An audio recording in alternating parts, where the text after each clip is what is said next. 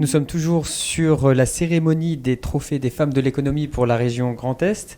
Avec moi, Juliette Favre. Bonjour. Bonjour. Juliette Favre, félicitations tout d'abord puisque vous venez de recevoir le prix Femmes Tech Innovantes. Merci beaucoup. Quelles sont vos premières impressions suite à cette remise de prix ? Déjà la surprise, j'avoue que c'était une surprise. J'étais très heureuse d'être nominée, je ne m'attendais pas à être lauréate. Et puis la joie, évidemment, la joie de la reconnaissance, l'envie aussi de faire partager ça à mon équipe, à ceux avec qui je me suis battue ces dernières années pour faire avancer les projets. Est-ce que justement, d'ailleurs, vous pouvez revenir sur votre parcours professionnel ?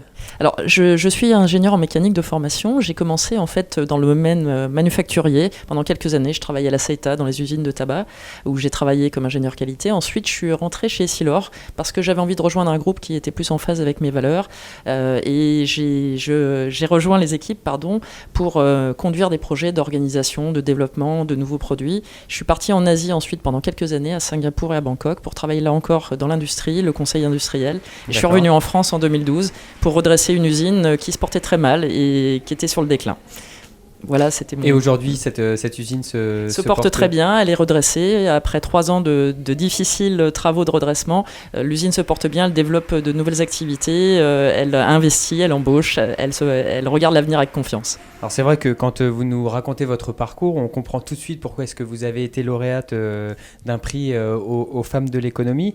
Qu'est-ce que ça fait d'être dans un monde d'hommes en étant une femme, surtout que les métiers de l'industrie sont quand même très très masculins. Sont très masculins, surtout en France, parce que c'est pas toujours le cas à l'étranger. Hein, c'est ce que mon parcours m'a amené à voir.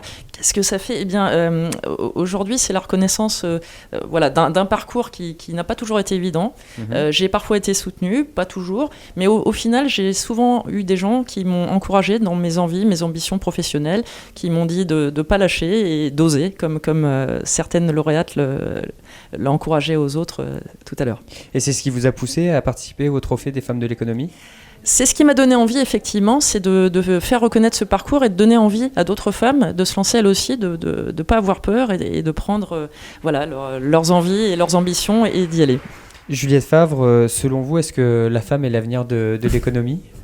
Oui, je pense qu'en tout cas, elle y participe largement, elle y a toute sa place, au moins pour la moitié de la société, donc j'espère qu'elle peut y prendre part activement et en participant aussi aux gouvernances d'entreprise. Merci beaucoup Juliette Favre d'avoir répondu à nos questions. Je rappelle que vous êtes directrice industrie pour Essilor et que vous venez de recevoir le prix Femmes Tech Innovantes. Merci.